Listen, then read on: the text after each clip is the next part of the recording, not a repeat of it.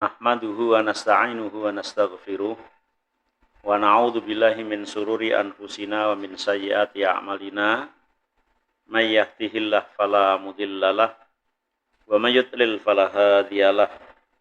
Asyhadu an la ilaha illallah wahdahu la syarikalah wa asyhadu anna Muhammadan abduhu wa rasuluh la nabiyya ba'dah. Allahumma salli wa sallim wa barik ala nabiyyina wa rasulina wa habibina wa safiina wa maulana Muhammadin sallallahu alaihi wa alihi wasallam wa ala alihi wa azwajihi wa dzurriyyatihi wa man tabi'ahum ila yaumil qiyamah. Qala Allah ta'ala fi kitabihil karim, a'udzu billahi minasyaitonir rajim. Ya ayyuhalladzina amanu ittaqullaha haqqa tuqatih wala tamutunna illa wa antum muslimun. Ya ayuhan nasu taqu rabbakumul ladzi khalaqakum min nafsin wahidah. Min nafsin wahidati wa khalaqa minha zawjaha wa batha minhuma rijalan katsiran wa nisaa'a. Wattaqullaha alladzi tasaaluna bihi wal arham. Innallaha kana 'alaikum raqiba. Ya ayyuhalladzina amanu taqullaha wa qulu qawlan sadida yuslih lakum a'malakum wa yaghfir lakum dunubakum wa may yuti'illaha wa rasulahu faqad faza fawzan 'azima.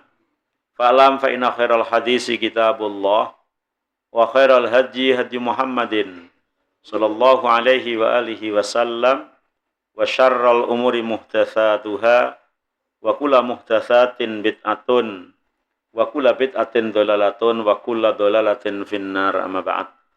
Hadirin wal hadirat, bapak-bapak, ibu-ibu rahimani wa rahimakumullah. Alhamdulillah wa syukrulillah, puji dan juga syukur kita panjatkan kepada Allah Subhanahu wa taala yang telah memberikan kepada kita nikmat, rahmat, taufik, hidayah, inayah kepada kita semua hingga pada malam hari ini ya kita bisa berkumpul, bermuajahah, musafahah dalam rangka thalabul ilmi. Semoga Allah memberikan kita ilmu yang bermanfaat dan amal kita senantiasa diterima oleh Allah Subhanahu wa taala. Salawat dan juga salam semoga tercurahkan kepada Nabi kita Muhammad sallallahu alaihi wa alihi wasallam dan juga kepada para sahabatnya, para keluarganya serta pengikut setianya ila yaumil qiyamah. Hadirin hadirat rahimani wa rahimakumullah, masih di memandikan mayit ya. Kita sekarang membahas tentang memandikan mayit. Suatu saat kita memandikan mayit beneran ya. Dan suatu saat pasti kita dimandikan ya. Ya bisa mengelak kalau itu ya. Pasti. Dan ini adalah ilmu yang harus kita ketahui dan pasti kita alami. Man ghassala mayitan hal yaghtasilu. Sampai ada pertanyaan, orang yang habis memandikan mayit wajib mandi tidak? Atau pertanyaan singkatnya, memandikan mayit itu bagian dari hadas besar tidak gitu ya? Kalau bagian dari hadas besar berarti habis mandikan mayit wajib mandi gitu ya. Tapi kalau keyakinan orang Jawa itu bukan masalah hadas besar, hadas kecil. Habis mandikan mayit harus mandi, engko ndak mundak kenang sawan kan gitu. Ya. Ya di Pekalongan Pak Budi ada enggak sawan? Oh ada. Ya. Biasanya yang kita dengar kan gitu ya. Tapi ini tidak bahas itu, bahasnya apakah memandikan mayit itu bagian dari hadas besar ya. Karena memandikan mayit itu misalnya 6 orang itu kan belum tentu 6 orang itu juga basah semua wong. Ana sing bagian ngladeni mong ngulung-ngulungke misalnya gitu toh. Iki sabune, iki sampone gitu. Iki apane itu kadang dianya itu kan enggak basah sama sekali toh ya. Nah ini termasuk bagian orang yang memandikan yang wajib mandi enggak nanti gitu ya. Atau ada yang dia itu ya setelah kebas, apalagi kalau di kampung itu mayat itu dipangku. Karena mayat dipangku secara otomatis yang memandikan basah kabeh kan ya. Apakah mandinya itu disebabkan hanya karena basah kuyup itu gitu ya. Mari kita ikuti. Dalam hadis Abu Hurairah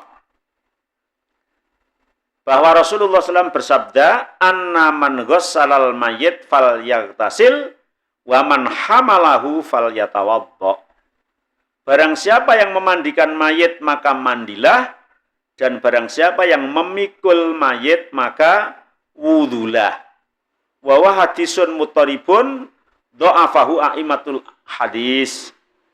Akan tetapi hadis ini para imam ahlul hadis mengatakan sebagai hadis yang dhaif. Barang siapa yang memandikan mayit maka mandilah, barang siapa yang menggotong mayit maka wudhulah. Kalau mengacu pada hadis ini, berarti memandikan mayit adalah hadas besar, menggotong mayit adalah hadas kecil, kan gitu ya. Kalau dimaknai wajib. Kalau dimaknai sunnah berarti ya tidak hadas gitu ya, tidak hadas. Hanya hadis ini sebagian besar a'immatul muhaddisin mengatakan dhaif. Termasuk Ibnul Maidani ya, Imam Ahmad bin Hambal ya, kemudian Muhammad bin Yahya, Imam Asy-Syafi'i, Ibnul Munzir, Imam Baihaqi dan yang lain sebagainya mengatakan hadis ini dhaif. Kemudian juga ada hadis lain yang dari Aisyah. Anna Nabiya sallallahu alaihi wasallam, kata Aisyah, Nabi Muhammad sallallahu alaihi wasallam, kana yaghtasilu min arba'in.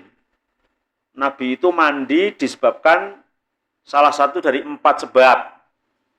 Yang pertama minal janabat, jelas Nabi mandi karena janabat. Wa yaumal jum'ah, dan Nabi mandi pada hari Jumat untuk Jumatan. Wa minal hajamah, dan Nabi mandi ketika habis bekam. Enggak tahu, padahal tukang bekam itu bilang kalau habis bekam mandinya nanti ya, setelah 1 jam atau 2 jam ya, 4 jam, 4 jam itu. Tapi kan di sini memang habisnya kan juga enggak dibatasi situ gitu ya, berapa jam gitu. Wa ghuslul mayit, dan dari memandikan mayit. Hanya saja hadis ini juga dinyatakan dhaif oleh sebagian kalangan ulama ahli hadis ya. Kemudian dalam hadis Najiyah bin Ka'ab, dalam kisah meninggalnya Abu Thalib, yaitu paman Rasulullah SAW atau bapaknya Ali ya, radhiyallahu an. Wa qaulun Nabi li Aliyin, dan Nabi mengatakan kepada Ali sebagai anaknya Abu Thalib ya. Nabi mengatakan, idhab fawari abak thumma la tuhaddisanna syai'an hatta ta'tini. Ayo kamu pergi cepat untuk mengurus orang tuamu ya. Setelah selesai memandikan maka datanglah kemari. Qala fadhhabtu fawariyatuhu wa syi'tuhu. Maka kemudian aku memberikan kabar ke Rasul, fa amaroni fa tasaltu wa ta'ali. Dan kemudian Nabi menyuruh aku untuk memandikan dan aku memandikannya. Wa huwa mukhtalifun fi tahsinihi ala anahu laisa fihi ana aliyan ghassalahu. Hanya di sini kok tidak ada tambahan riwayat apakah Ali bin Abi Thalib setelah memandikan itu mandi atau tidak, disuruh mandi atau tidak. Hanya disuruh memandikan dan Nabi tidak menyuruh mandi.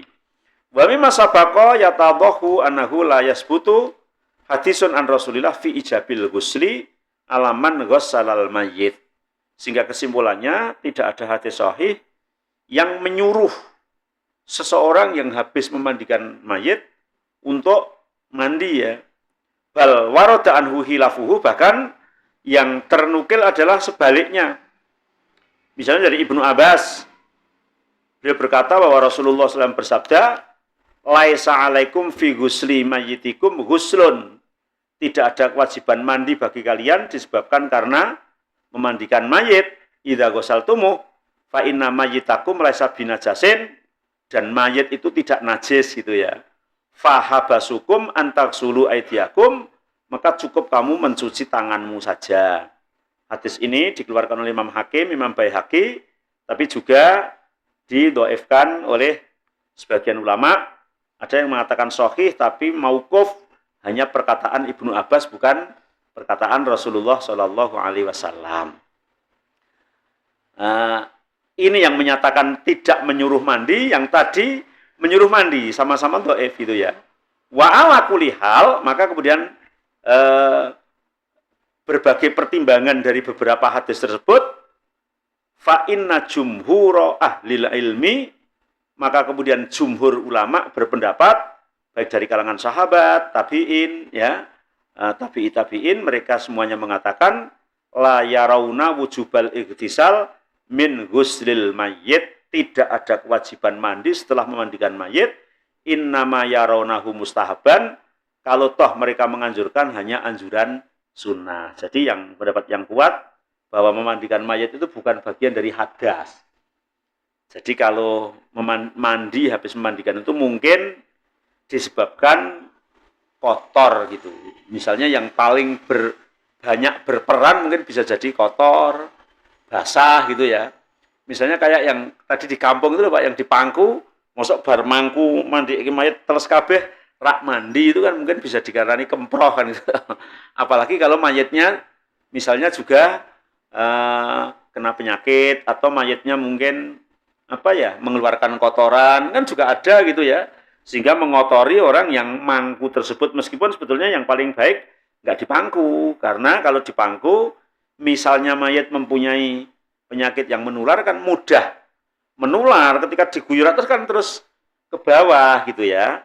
Tapi karena di kampung itu ada keyakinan memangku itu adalah seolah-olah menghormati, sehingga keluarga mayit yang nggak mau itu kayak terpaksa. Kamu dipangku, masuk bapak mau mati pisan kolong ngono ya. Ora gelem mampu banget temen ngono, terus terpaksa biasanya. Kayak gitu ya. Nah, untuk mandi atau tidak hanya meskipun mereka berpendapat menganjurkan adalah menganjurkan sunnah, bukan menjadi wajib, artinya bukan hadas besar. Bukan hadas besar. Wa hadza sabitun an Ibni Abbas wa Ibni Mas'ud wa Sa'id bin Abil Waqqas wa Ibni Umar wa Aisyah bi asanida sahihatin. Bahkan semuanya ini terwarid dalam pendapatnya Ibnu Abbas, Ibnu Mas'ud, Sa'id bin Abil Waqqas, Ibnu Umar, Aisyah dengan sanad yang sahih. Wa ala anna ba'du alil ilmi ka Abi Dawud qad qala ba'du irati hadis Abi Hurairah wa hadza mansuh. Bahkan sebagian ahli ilmu mengatakan hadis-hadis tadi adalah mansuh. Jadi kesimpulannya tidak wajib mandi. Jadi kalau mandi pun ya mandi dalam rangka membersihkan diri, karena habis memandikan orang mati bisa ada potensi kita kotor atau basah. Idza utimal ma au ta'adzara istimaluhu yuyammama atau yuyammamu al mayyit. Ketika tidak ada air atau mayit itu sulit menggunakan air, mayit sulit menggunakan air gimana? Maksudnya kalau dimandikan ya jadi merotol kabeh mungkin gitu, atau kulitnya yang meluka banyak gitu ya. Atau karena tidak ada air misalnya meninggal di muncak gitu ya, bareng-bareng muncak, ternyata sampai puncak gunung, salah satu dari teman muncak kita meninggal. Kalau nggawane banyu kan mau ngombe itu muncak itu, arep nggotong medun yo kangelan. Puncak gunung Ungaran ana medune kan kangelan ta. Gimana kalau gitu? Boleh, kalau memang boleh dikuburkan di sana, cukup ditayamumi saja. Ya kasusnya itu kan salah satu contoh aja ya. Nah, intinya memang dia tidak bisa menemukan air untuk memandikan mayit, atau mayitnya tidak bisa dimandikan ya, mungkin sakit yang parah apa gitu, kulitnya semuanya pada luka gitu ya, maka cukup ditayamumi. Misalnya kayak mayit terbakar sekujur tubuh ya, terus koyo kambing guling ngono. Nah, terus gimana dimandikan, kan nggak bisa. Yuyammamu, cukup ditayamumi. Wa hadza tayammum wajibun li anahu tadhirun la yata'alaku bi izalati najasatin. Tayamum itu menggantikan memandikan dan tidak menghilangkan najis. Tayamum itu enggak menghilangkan najis loh. Ya menghilangkan hadas itu. Misalnya dengan hadas besar. Kan ya badannya ada najisnya juga. Mau mandi nggak ada air, tayamum. Ya mungkin najisnya kan dilap-lap saja kan itu dah. Ya begitu juga ketika menayamumi mayat ini, bukan menghilangkan najis, tapi memang menggantikan dari memandikan. Fawajabal intiqal fihi indal aji anil ma' ilat tayamum, maka kemudian ketika enggak mendapatkan air, ya digantikan tayamum sebagaimana mandi janabat.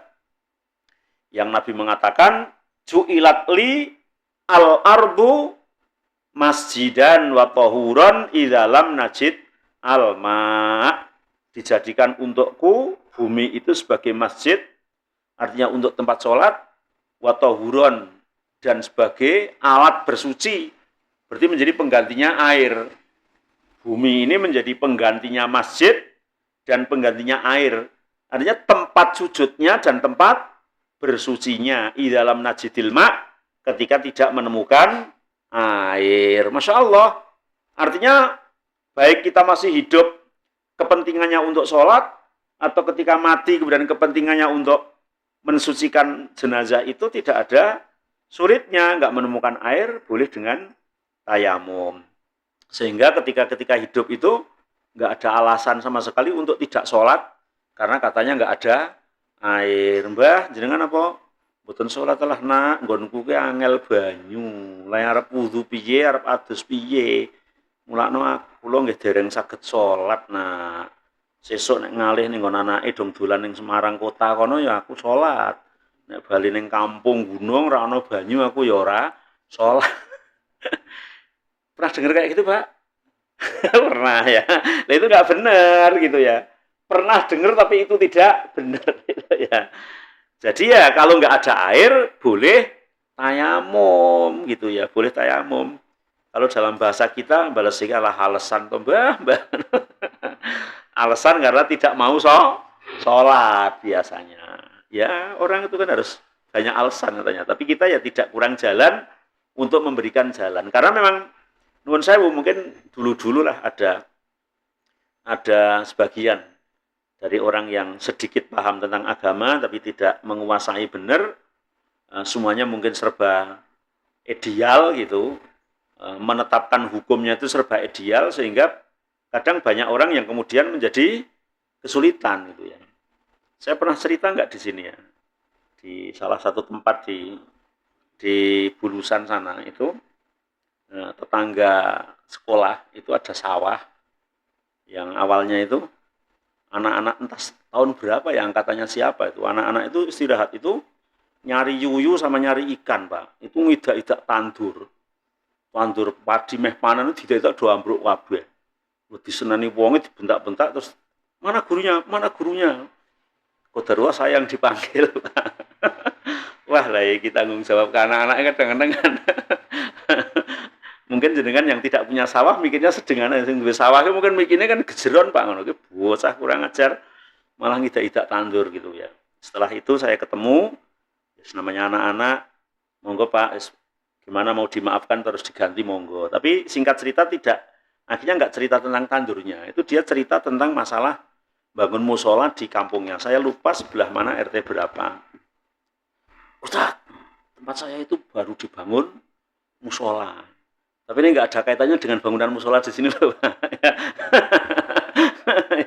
Ya, kalau pas ya nggak apa-apa gitu ya, tapi nggak ada kaitannya itu.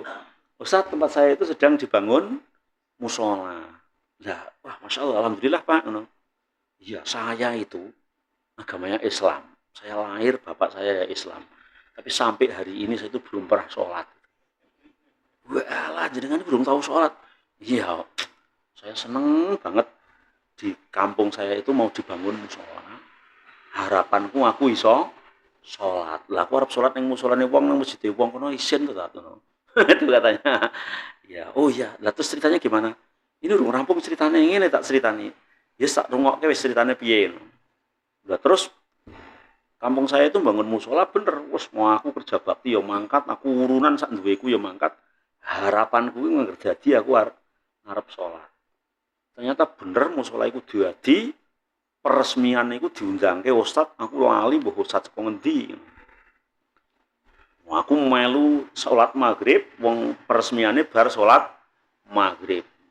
Wah, aku yo ora ngerti carane salat ki piye, pokoke aku wis melu kancane jengking-jengking, kancane tangi ya tangi ngono. Oh, wis ora apa-apa apik. Wah, apik piye? Bar kuwi iki ustate ngaji. Ngajine iki ngene. Iki musolane anyar, ge salat ya apik, tapi wong sing maune ora salat, nek hidupe melu salat tok ngono rubuh-rubuh gedang ngger tumandang ora duwe ilmune, kancane rukuk melu rukuk, kancane iktidal melu iktidal, padahal ngemene ora ngerti ora ditampa salate. Walah, aku urung rampung ngajine lunga aku tak ngono. Sprene sampai detik ini aku ya urung salat ngono jejal. Ya Allah, ya Rabbi. Jadi ada orang yang seperti itu tuh kadang ada. Karena kadang kita menyampaikannya itu tadi tagnya itu kadang memang Masya Allah. Kita ya, sebetulnya kan Islam itu kan mudah gitu ya. Mudah. Tapi ketika kita, apa ya, ya ada waktu-waktu ideal, ada waktu-waktu yang memang kita harus ngomong kan gitu ya. Harusnya kan sholat tanpa ilmu nggak sah itu bagi siapa kan? Kan begitu harusnya. Bagi orang yang baru mau melakukan sholat itu ya serubuh-rubuh, gedang, gertumandang, Allah ya orang hilang-hilang kan gitu harusnya kan begitu. Yang nggak boleh itu jenengan seperti itu terus selamanya, nggak pernah belajar kan itu ya. Tapi kemudian ketika diikuti ngaji, ikuti belajar, yang akhirnya tadi tambah ngerti, ya insya Allah ya diterima kok. Wong orang non muslim masuk Islam jam 10 ya. Asyhadu alla ilaha illallah wa asyhadu anna Muhammadar Rasulullah jam 11 meninggal. Surga ada? Salat belum. Puasa apalagi, zakat enggak, apalagi haji. Mati surga kok. Zaman Nabi ada sahabat yang membunuh. Ketika perang sudah mengucap syahadat saja dimarahi sama Nabi kan? Kan gitu toh. Sehingga ada tahap-tahapannya.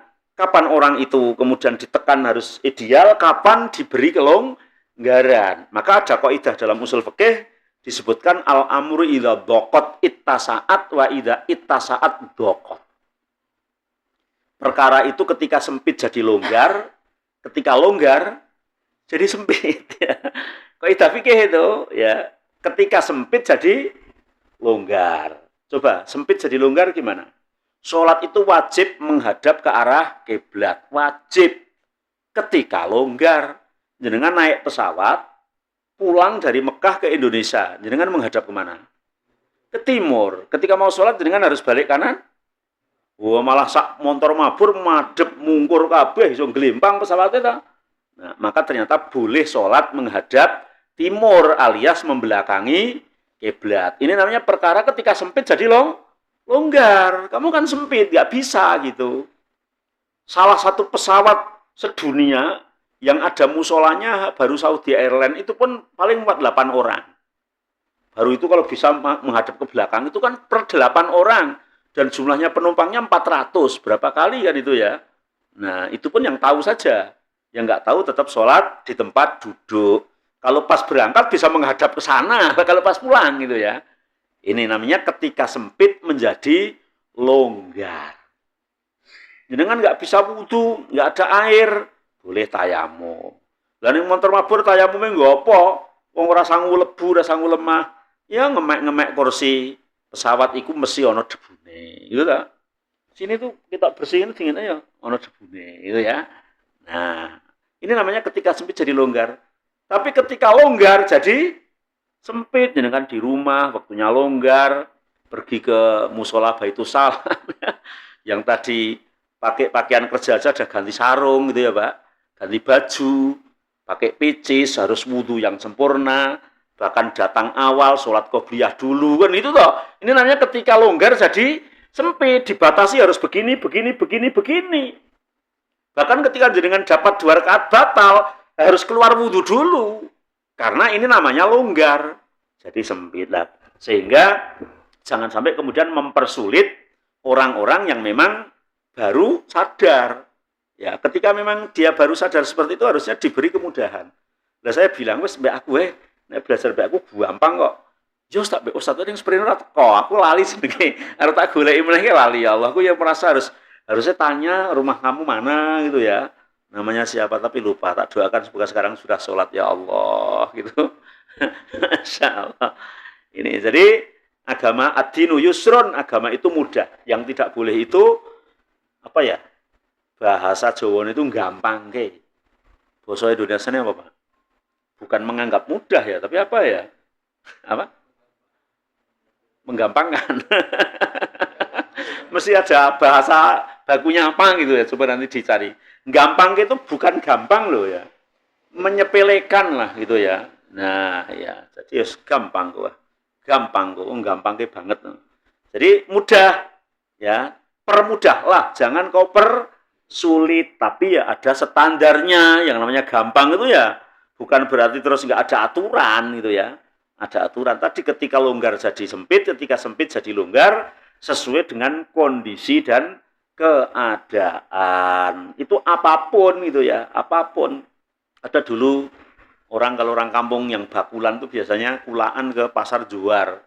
Zaman dulu kulaannya aja, kalau di kampung saya daerah Butaman dan sekitarnya itu jalan kaki sampai bukit. Sebelum ada bukit itu jalan kaki sampai Serondol, Pak. Jalan kaki sampai Serondol, baru dari Serondol itu ada apa namanya dulu angkut yang zaman dulu itu oplet atau apa namanya gitu ya. Nah, sampai Juar gitu. Sehingga kalau berangkat habis subuh, pulang sampai rumah mesti menjelang maghrib gitu. Nah di jalan itu zuhur sama asar tidak sholat. Kok ora sholat, Mbah? Larap sholat piye? Jarite ya kotor. Wudune ning ndi, nganu ning ndi, ya engko nek sholat nek mulih tekan rumah maghrib ki sholatnya double-double kaya tarawih nika. Dadi zuhur terus asar terus maghrib. Lah kok sholatnya double-double, Mbah? Ya mau ning dalan ora iso sholat. Karena ya tadi ada mungkin fatwa-fatwa yang menganggap sempit tadi. Pakaiannya harus bersih, memang benar. Harus suci, memang benar. Harus menghadap kiblat, benar. Tapi kapan gitu?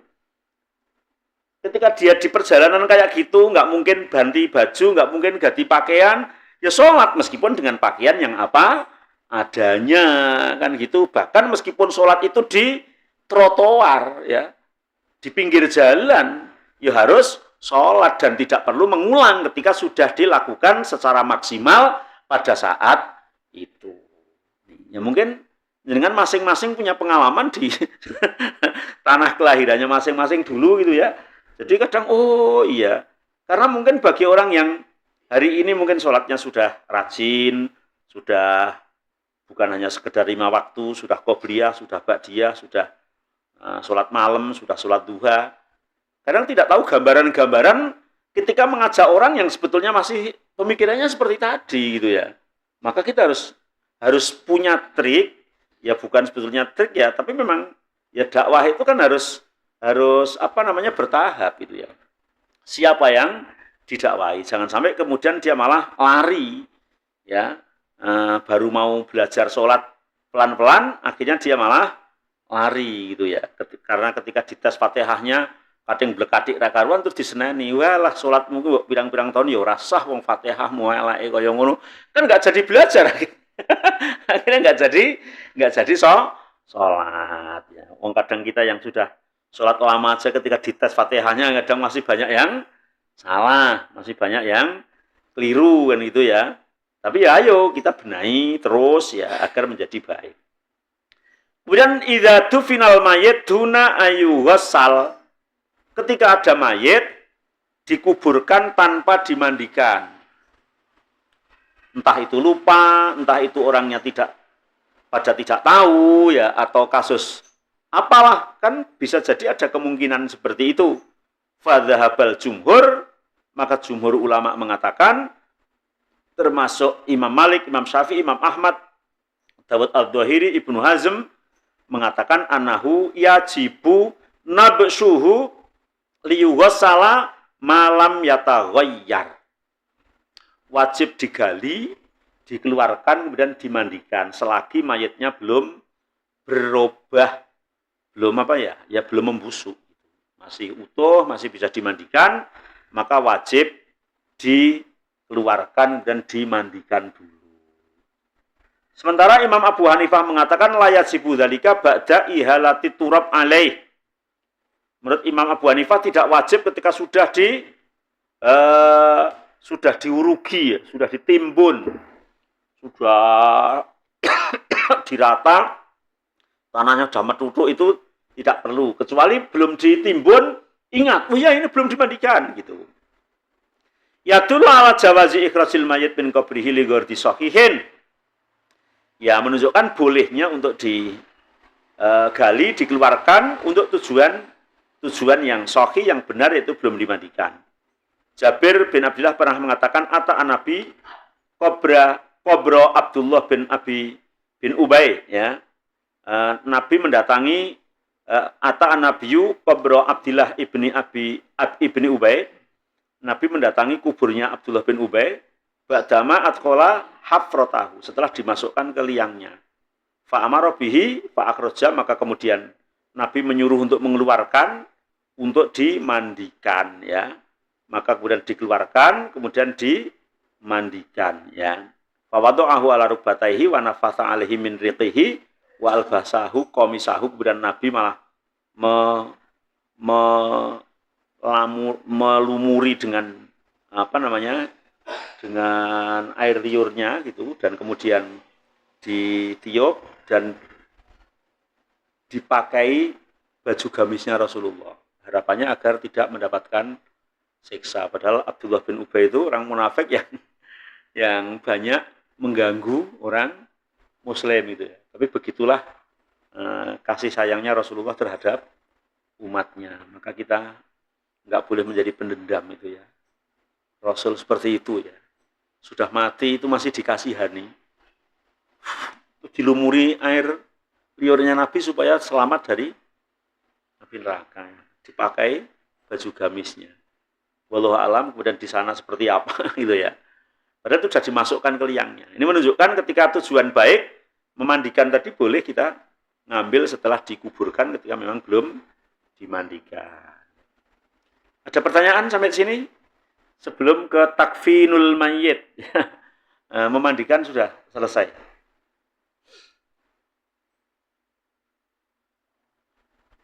Ada yang perlu ditanyakan? Kalau belum ada, tak teruskan ke takfinul mayyitnya.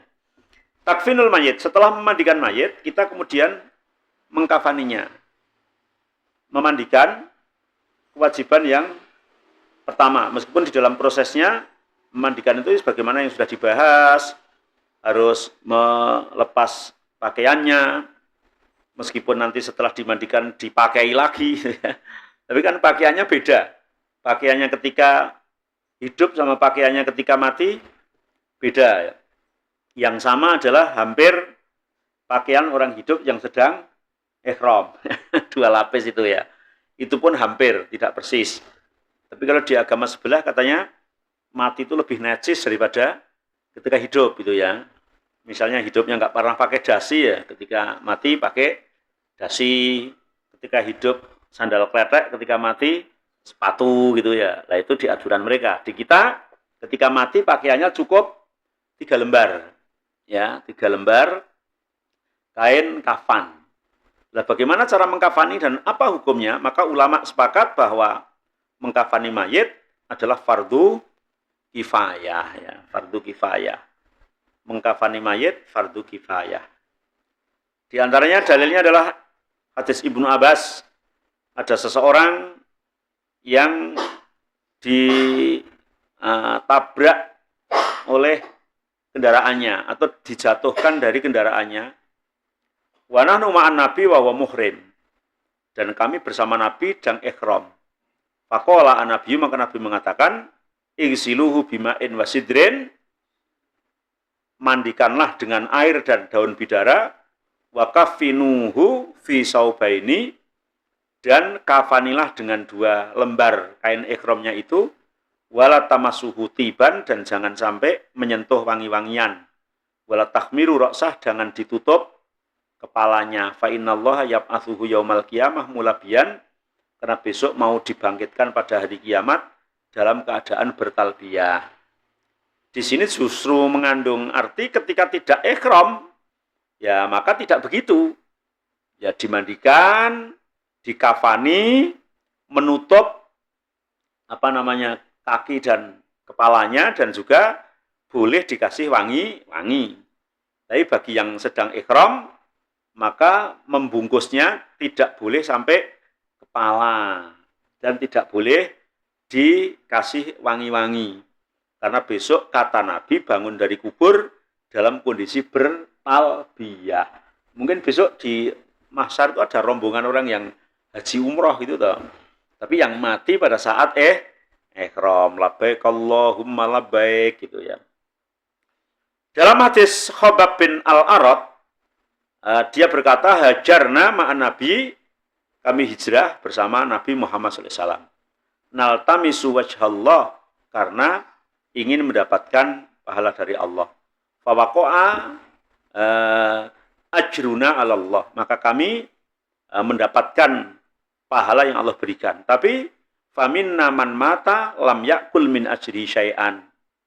Maka ada orang yang mati sebelum panen di dunia.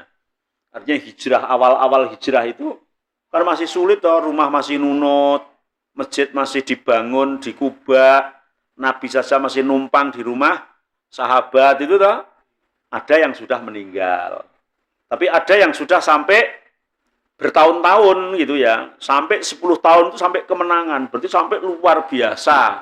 Kaum muslimin artinya sudah memanen pahalanya di dunia. Di samping besok memanen di akhirat. Tapi ada yang memanennya hanya di akhirat saja. Karena di dunia belum mendapatkan apa-apa, meninggal.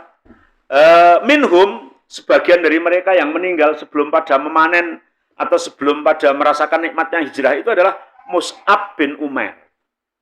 Namanya Mus'ab bin Umair. Ya. Wa minna man aina atlahu samratuhu fahuwa yuhdibuha. Kutila yauma Uhudin. Ada yang di antara kita itu yang sampai perang Uhud dan juga meninggal pada saat perang Uhud. Ya. Kutila yauma Uhud. Falam najid ma nukaffinuhu. Termasuk Mus'ab bin Umair itu mati pada saat perang Uhud. Dan ketika meninggal, maka kami tidak mendapatkan kain kafan. Ila burdah, kecuali satu burdah. Burdah itu mungkin kalau paling gampang hari ini itu, contohnya itu kayak selimut lurik. Nah. Kalau itu mungkin bingung, cah nom-nom mungkin seorang mudeng, ya kain ihram yang pendek gitu aja. Ya, dulu kan ada kembal lurik tuh Pak. Selimut yang lurik-lurik itu kok tipis, terus pendek gitu ya. Sakitnya kayak gemul ranget ya. Ya. Nah itu Mus'ab bin Umair itu meninggal hanya ada satu burdah itu. Idza ghataina bi'arasah kharajat rijlah. Kalau kami bungkus kepalanya, kakinya merojol. Wa idza ghataina rijlah kharaja ra'suh. Ketika kami tutup kakinya, kepalanya merojol. Tahu merojol ya? Jadi kalau tutupkan kakinya, kepalanya nggak tertutup. Ketika ditutupkan kepalanya, kakinya nggak tertutup. Itu hari ini tidak ada ya. Orang yang meninggal kemudian sampai seperti itu. Mungkin ya ono tonggo-tonggone gue kain ihramku ya. Mungkin begitu ya. Masya Allah. Itu sahabat Nabi loh. Maka fa'amarna an-nabiyyu an-nughtiya ra'sah. Maka Nabi menyuruh kami untuk mengkafani, menutup kepalanya. Wa anaj'ala ala rijlaihi minal idkhir, dan kakinya disuruh nanti ketika dikubur ditutup pakai rumput-rumput. Nggak tahu idkhir itu rumput yang ada di sana. Mungkin kalau di kita iso tutupi godong jati ya, godong gedang gitu ya. Ya. Ini ketika memang pakaiannya sempit. Artinya minimal membungkus jenazah itu berarti ketutup seluruh badannya. Ketutup seluruh badannya. Sehingga kalau yang sunnah itu 3 lembar, atau kemudian kalau perempuan menjadi 5 lembar, itu tambahan aja. Tapi minimal adalah menutup seluruh badannya. Jabir bin Abdillah mengatakan, Ana Nabiya khotobah yauman, Nabi pernah berkhutbah pada suatu hari, fadzakara rajulan min ashabihi, kemudian mengingatkan seseorang dari kalangan sahabatnya, kubido yang meninggal. Fayukaffinu fi kafni ghairi ta'il, kemudian dikafani dengan kafan yang pendek, wa kubiro lailan, dan dikubur malam-malam.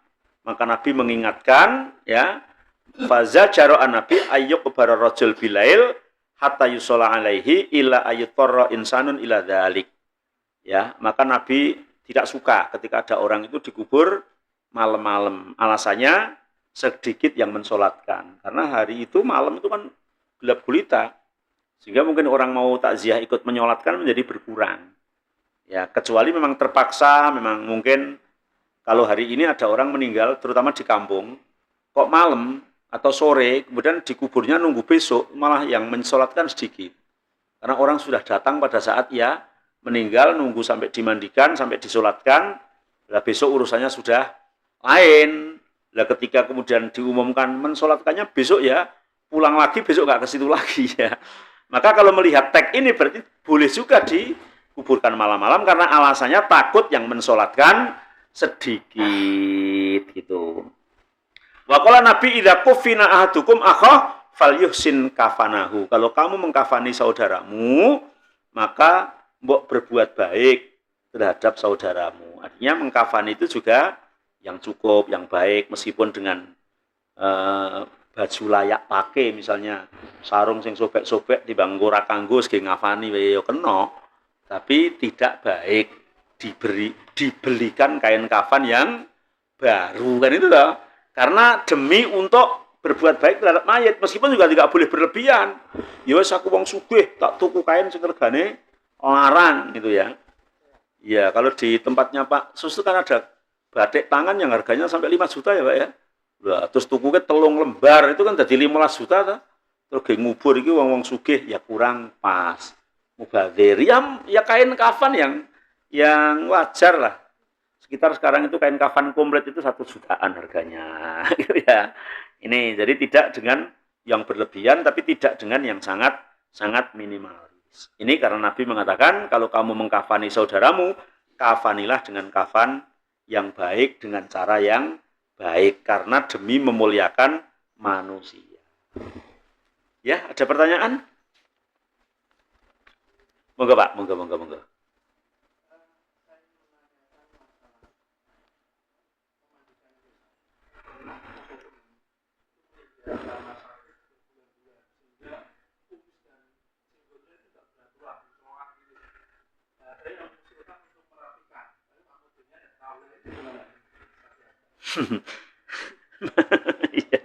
Merapikan itu insya Allah sunnah tidak wajib. Jadi boleh jenggotnya dijongkati, nggak dicukur tapi ya, karena untuk gelantungan bidadari ya. Terus kumisnya boleh dicukur, kukunya boleh dipotong, bahkan bulu kemaluannya boleh dipotong, nanti di tempatnya tempatkan dikersek dan ikut dikubur. Kalau modennya mengizinkan. Biasanya kadang-kadang modennya itu bukan hanya tidak mau, tapi tidak mau dan marah-marah. Ngerti apa kowe? Ora usah gitu kan ya terus jadi padu. Kalau seperti itu ya enggak apa-apa karena itu hanya sunnah insya Allah.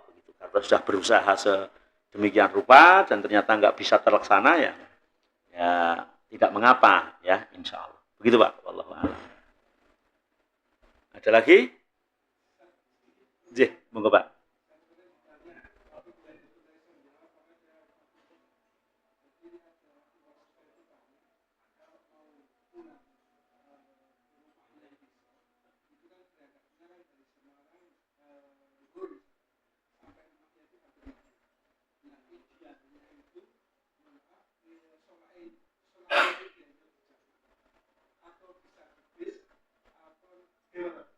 Idealnya dijamak. Idealnya dijamak. Memang ada larangan sholat wajib di kendaraan ketika masih bisa turun. Ketika masih bisa turun itu ada larangan sholat di kendaraan. Tapi ketika nggak bisa turun, kayak di pesawat misalnya, kan ya terus piye medune kan itu, maka masuk kategori darurat. Sehingga ketika memang bisa turun, idealnya di jamak. Tapi kendaraan darat pun itu juga ada yang nggak bisa turun loh. Saya pernah cerita nggak di sini, pulang dari Jakarta, naik bis dari terminal Pulau Gebang yang baru itu. Kalau yang lama kan Pulau Gadung. Jam 12 malam. Saya beli di loket bawah itu katanya bisnya VIP. Harganya itu 350 atau berapa satu orang. Saya 2 orang. Jam 12 nggak berangkat, berangkatnya jam 1 ternyata nggak lewat tol. Terus istirahat di Cirebon itu jam setengah 3 atau jam 2 gitu. Lama itu istirahatnya. Terus pada saat itu tuh kelihatannya subuhnya itu jam 4 kurang 10 menit atau apa gitu. Itu istirahat sampai setengah 4, Pak. Lah setengah 4 itu saya sudah wudhu juga, ngomong sama supirnya, Pak sopir, mohon berhenti sampai subuh toh kurang 10 menit. Enggak, nanti sholat di sana gitu. Wah, menan porang, ngono tak ladeni kadang ya ora tenan. Saya sama temen, ayo kita pokoke penting wudhu dulu. Dadi engko nek memang ora mandek ya awake dhewe iso sholat ning bis kan itu. Bener dari Cirebon berangkat itu subuh kurang 10 menit Pak Sus. Setelah subuh ya ora mandek meneh. Jam setengah 5 ora mandek, jam 5 ora mandek. Pak lah di sana mana? Nanti sana aja ngono mosok terus kurang ngejak padu. Akhirnya kita sudah kita sholat aja di bis itu. Hadap ke timur gitu. Akhirnya ternyata berhenti di Masjid Virus Pekalongan tuh Pak Sus. Jam 7. Apa ya kalau sholat subuh jam 7 wong kita melek gitu ya. Lah itu namanya udzur sehingga boleh sholat di kendaraan ketika udzur. Begitu Pak, wallahu a'lam. Cukup sampai di sini ya. Subhanakallahumma wa bihamdik asyhadu an la ilaha illa anta astaghfiruka wa atubu ilaik. Wassalamualaikum warahmatullahi wabarakatuh.